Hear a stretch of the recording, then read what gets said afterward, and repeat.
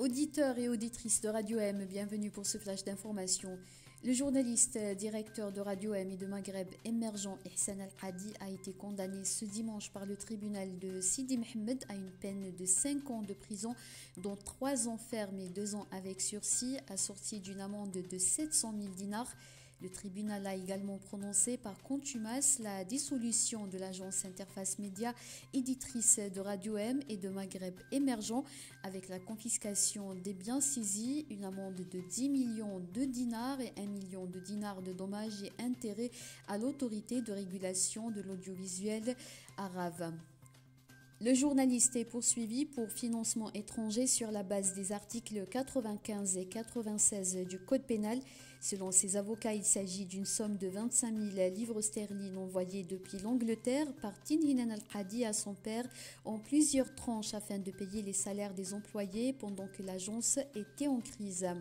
Lors de son procès tenu le 26 mars, Ihsan Al-Qadi a gardé le silence devant la juge et ses avocats ont boycotté l'audience en raison des violations des procédures, notamment après les propos tenus par le chef de l'État Abdelmadjid Tebboune qui a accusé le journaliste d'informateur lors d'un entretien diffusé sur la télévision publique. Depuis l'arrestation d'Ihsan Al-Qadi, plusieurs organismes et personnalités ont appelé à sa libération. La lourde peine infligée aux journalistes et l'agence Interface Média ce dimanche a provoqué l'indignation des défenseurs de la liberté de la presse et d'expression. Le Rassemblement pour la culture et la démocratie, premier parti à réagir, a condamné un acharnement judiciaire contre le journaliste et un média citoyen. Le vice-président de la Ligue algérienne pour la défense des droits de l'homme, dissoute, Saïd Salhi a dénoncé un verdict révoltant. Le rouleau compresseur écrase tout espace de liberté et toute voix libre, a-t-il indiqué sur sa page Facebook. Le verdict a été condamné par plusieurs ONG, dont OBS Defenders, la Fédération internationale des droits de l'homme, et Reporters sans frontières. Comme si la lourdeur de la peine avait pour objet d'occulter la vacuité du dossier, une démesure dans l'absurde, la négation de la justice, a réagi le secrétaire général de Reporters sans frontières, Christophe Deloire, sur son compte Twitter.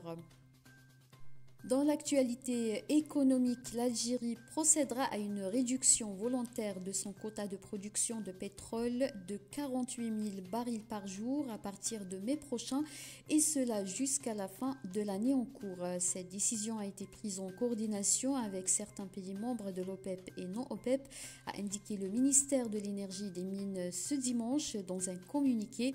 Selon le ministère, cette réduction volontaire est une mesure préventive qui s'ajoute à la réduction de la production convenue lors de la 33e réunion ministérielle OPEP et non OPEP du 5 octobre 2022. Dans un rapport publié le 14 mars dernier, l'OPEP avait indiqué que la production de pétrole en Algérie a enregistré une légère hausse le mois de février 2023.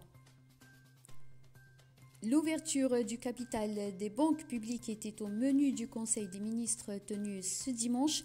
Le chef de l'État Abdelmadjid Tebboune a ordonné d'accélérer le processus d'ouverture du capital des banques publiques d'une manière scientifique et soigneusement étudiée, selon un communiqué de la présidence de la République.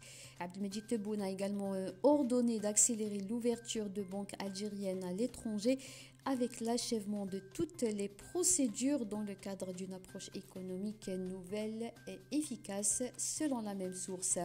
C'est la fin de ce flash. Merci de l'avoir suivi. L'actualité continue sur nos deux sites internet Radio M et Maghreb émergent.